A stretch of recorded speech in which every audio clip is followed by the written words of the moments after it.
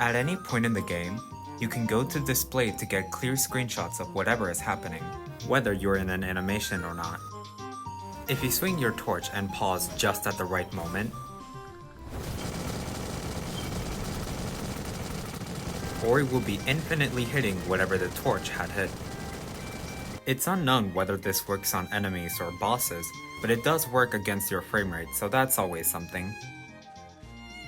Torch is only intended to be used at the start of the game, but it is possible to take it anywhere, so long as you never defeat Howl. This makes it possible to see what the world would look like with torch lighting. Torch can actually ignite the lanterns and bars, but traveling to East Luma Well will extinguish it immediately. You'll keep Torch when you load Prologue, but only for the first scene since it goes away when Ku is born. By loading Prologue after dying, and pausing in the scene where Ku is born, you'll be able to keep your abilities and do shenanigans with them in the memory. With your abilities, you can sentry jump out of Prologue, go below the black box behind you, and explore the vast void that forms your reality. The cutscenes from the past, present, and future are all under the bottom left of Prologue. Going further to the scene where you need to comfort Ku, sentry jumping out and diving to the lake will lead you back to the void. But if you pause right now, not only will you be sent back to the main world, you will also have the Sunset Sky from Prologue. If you comfort Ku and go to the lake from there, you'll get the night sky instead of sunset. Both sunset and night mode can be deactivated by ending the memory, or if the game crashes. And yes, you can combine this with Torch. Mote's tracking is not as accurate as he makes it out to be. In the jumps category, he doesn't count double jumps or triple jumps, nor pole jumps. However, he does count going through semi-solids as jumps. And he counts jumping from vertical poles as wall jumps. If you use the hammer down air on the left side of a semi-solid, you'll be able to pass through it without needing to do it the normal way. And Mote won't add anything to your jump counter either. Both Nibble and Nightwind have an absurd number of mushrooms. There are so many that there used to be a whole server for this. It's very tight, but it is possible to get to the Wellspring Arena wheel before the cutscene starts. Bashing these Shriek projectiles twice will cause OMORI to go insane. Spamming the weapon wheel in front of certain objects can make them go haywire. The branch at the top of the swing and glades is known as Whomping Willow for this exact reason. Whomping Willow can be used to get to bars early, or even to Silent Woods after Ku. The main issue comes from the fact that it is entirely random and you cannot control where it sends you, just like the bubble warps in Silent Woods. In just a few weeks after the game originally released, the Wizard Milky Bar managed to warp to several places with the Branchy right before double jump. He found this in his very first playthrough of the game. If you look at old videos of Will of the Wisps from March 2020, you'll notice that launch used to sound a lot different.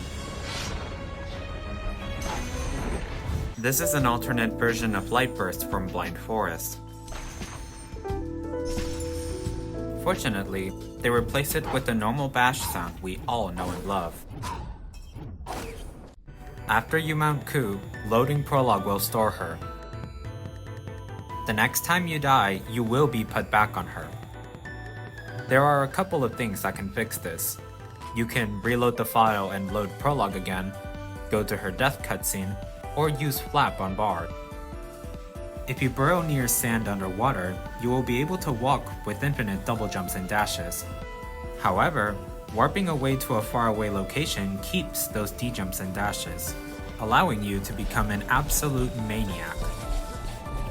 Do keep in mind this does not persist through backups, unlike God Mode.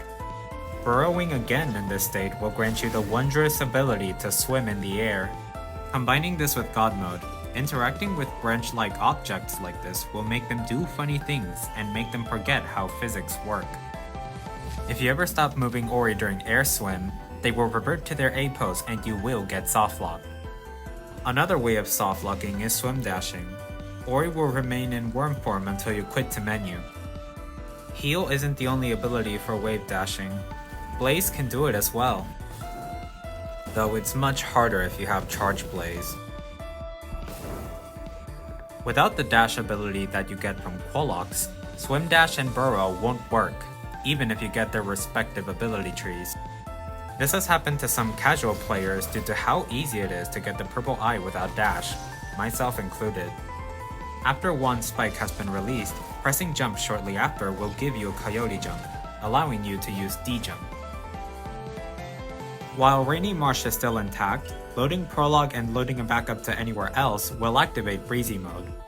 You'll know you have it if the background seems far more active than usual. This affects more objects than you might think. The shards are moving, locked trials are wobbling, autosaves pulse more than they normally do, and NPCs are affected by this as well. With Breezy mode, Vero Soup becomes the most volatile dish in Naiwen. The switch port has an exclusive glitch that is very simple to pull off. By loading Sandworm from the main menu and ending it before you reach the end, the sky will become orange, but not like sunset mode. In the spirit of the times this was discovered, it has been dubbed California mode. For some reason, California mode also activates Breezy mode, despite not involving ink water at all. Breezy mode makes the tree at the back of the ending cutscene go absolutely insane. Skipping the cutscene quickly after beating Mora will blur the background for a few seconds, until it fixes itself. This can be taken anywhere if you use quick access by retrying before the trial ends on its own. This is known as potato mode. Torchlighting actually has no effect on this one. Ori used to have a move called Blades of Chaos, seemingly inspired by God of War. At the very center of the void, it's possible to see an image depicting Ori Tree and Nibble, given that Forlorn and Sorrow Pass are in the back. This was originally going to be the plot of Blind Forest, but the devs decided to reuse that for the ending of Will of the Wisps. Over used to have a whole animation for when you bought an ability. He would boop his stick on Ori and let the powers flow from there. It has been repurposed for the cutscene lift animation for when you load a backup. It's just that the screen is black. The Twilin footage from the 2018 trailer comes from a cut area that was once known as the Riverlands. It was supposed to be the intersection between Glades, Wellspring, and Bars, but the devs decided to cut it because it used the orb mechanic from Blind Forest, and that wasn't fitting Wisps gameplay anymore. The Gorlek Mines, despite being cut, is still mentioned in the game by Grom. This means it is still canon in the world of Naiwen, despite being inaccessible. Grom used to have a brother called Grol, and he would have a whole quest in the Gorlek Mines. He would have been infected in the deep mines, and you had to fight him in Grol's Plunge, another area like Howl's Den. By loading Epilogue twice from the main menu, you will get infinitely stuck in an endless void loop. You will have a couple of abilities, Sword, Bash, and something else that is never seen in the game. This isn't a cut ability, but rather a placeholder that was made during development. If you have the meeting Quolock and Wellspring Clear cutscenes intact, the scene where Quolock tells you about the Wisps will play differently.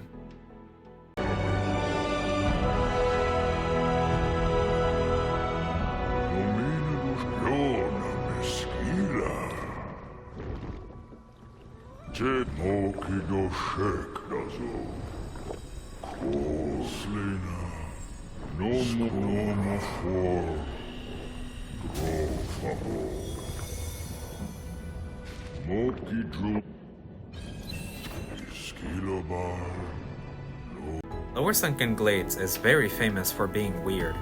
Because saves are disabled and animations are wonky, sometimes it skips cutscenes that would normally play in-game. If an enemy ever interacts with the void during funny unload, it will despawn. much like how you won't respawn when you die in this state. During the crawl sequence, you can pause and open the map to warp away. However, the main world becomes unloaded, and there's nothing you can do about it. Loading Epilogue again will still have everything voided, but now with Ori doing the crawl section in a black box, only to then be stuck, floating endlessly for something that will never appear.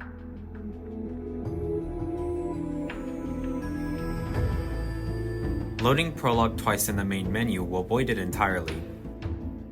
The difference with this one compared to Epilogue is that Swallow's Nest is still there, so you aren't put in a void loop immediately. Loading Prologue for a third time will send you back to the main game and store Lower Sunken Glades. It's known that in the main game, the void prevents you from going too far out of bounds, but if you're in a memory, the void won't do anything to send you back. When camlocking, it's entirely possible to reach some of the void cutscenes. This is one of the few known ways to remain inside the void without necessarily being in a memory. Pausing will still send you back though. The cutscene where Ori and Ku land in Nightwind is the biggest one in the game. If you travel in the void, you will encounter this cutscene. Since it's located at the very bottom, take it as a sign that you have reached the depths of the void. Combining God Mode with Life Pack will grant you infinite energy. God Mode makes Ori invincible, so you can't even die to Life Pack. There is a glitch that not only defies physics, but gravity as well. By activating Lower Sunken Glades, dying, and loading a trial, you will be softlocked. Quitting to menu won't solve this. In fact, Prologue gets very confused. Closing the game is the only option here. However, loading the file after reopening shows that all of your non-wheel abilities are gone. For some reason, when Launch doesn't have non-wheel abilities, it decides to defy gravity. This launch moment is known as Floaty Ori. This glitch persists through backups, so you can load a backup with all of your abilities and still mess around with it. The process is much different if you do this from a save with a collectible. Instead of removing your non-wheel abilities, it removes everything. You don't have health or energy, you don't have an ability to your name, and even your wall jump is taken away. To put into perspective how bad no wall jump is, Ku has better movement than Ori. The owlet who is a detriment to this game's movement is better than the character with the movement. It's tight, but the slimes near Howl's Chase can be temporarily duplicated. At the start of the game, if you extinguish Torch and load a backup shortly after, Ori won't have Torch, but will still stick their hand out as though they did. If you have Torch hand during the Ku cutscene, it will look like Ori is petting her. Out of all of the major NPCs in this game, Lupo is the only one who doesn't have a dynamic with a single glitch. Grom's cutscene can be used to camlock, Talk can duplicate keystones and money. Mote is the cameraman, so all camera glitches are his fault, and Dofer has cutscene lifts. The only thing Lupo has is a bug that prevents you from getting the Lightless achievement. They put OMORI in the Zero Bombser. Xbox themselves have posted on Twitter that they have a whole Ori elevator for when they go to work.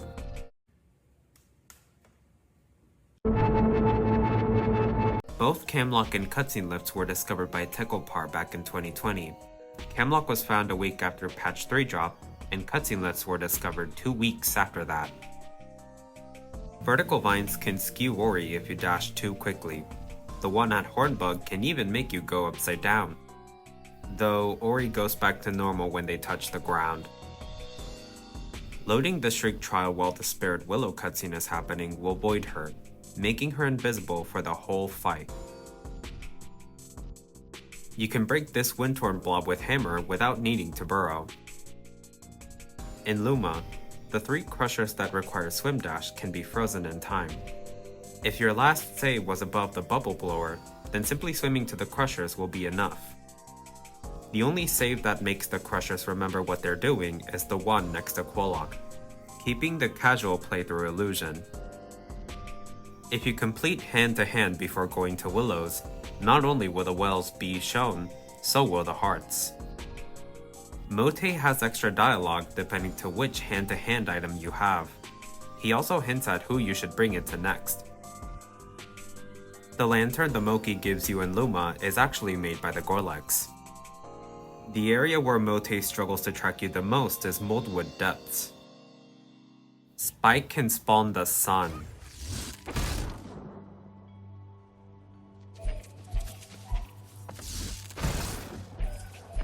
If you have a backup that has gotten Feather and has watched the Moldwood Eye cutscene, loading it right before the cutscene spin from Silent Woods will remove Flap from your weapon wheel, but not Feather. According to Mote, this Feather doesn't exist. That's because Feather and Flap are coded to be together. When you get one, you're also supposed to get the other. The other way of getting Feather without Flap is by stealing it from Prologue. By using trial storage on Shriek, loading a new file, and then retrying after getting Feather, you'll be sent back to the Willow with it. Skipping Prologue right now will send you back to Inkwater without Feather, but flying through the void for 20 seconds and dropping will land you at Quolox. Remember, you're in a new file. Dying respawns you where you were instead of the last autosave, because there aren't any last autosaves yet. Quitting to menu here will spawn you at Quolox with Feather without Flap. It might be tight, but it's possible to break all of Willowstone's armor. When it does its rock spread attack, Hammer Down Air can break all of it at once. From then on, Willowstone won't regenerate its armor. During a cutscene lift, when the area that you want to lift starts loading, you can store a Feather Jump. Cutscene lifts in Chinese make the lift shorter than it would be in English. This is due to the dialogue manipulation not being the same. Launch has another shenanigan up its sleeve.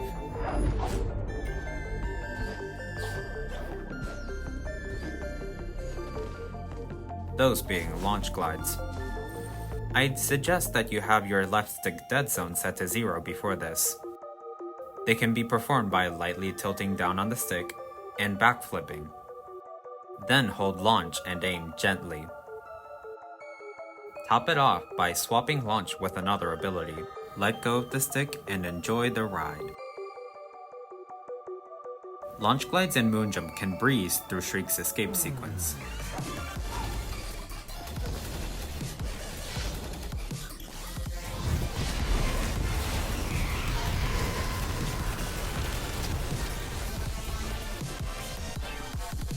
If you have Funny Unload activated, then you can fly without a care for the reality that had stopped existing just moments ago. The closest thing you could possibly get to a day and night cycle in Nightwen is Sunset, Night, and California mode. However, in the No Rest for the Wicked gameplay showcase, it's mentioned that a fully fleshed out day and night cycle has been implemented.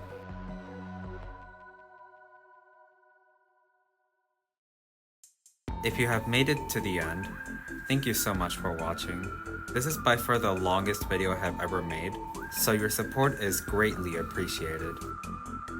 Will of the Wisps means a lot as a game. Casually, it takes around 10 hours to beat it, and 40 hours to 100%. But with the movement techniques it has, and the glitches that you can do, the replayability added becomes almost infinite. I primarily made this video because I saw that most of the glitches aren't that broadly covered in YouTube, with a few exceptions of course. Since Ori is turning 9 when this video releases, I wanted to show my love for this game in the way I know best, by breaking it to pieces. We all know that in these occasions, sometimes you break things, and you find gold. Happy birthday, Ori.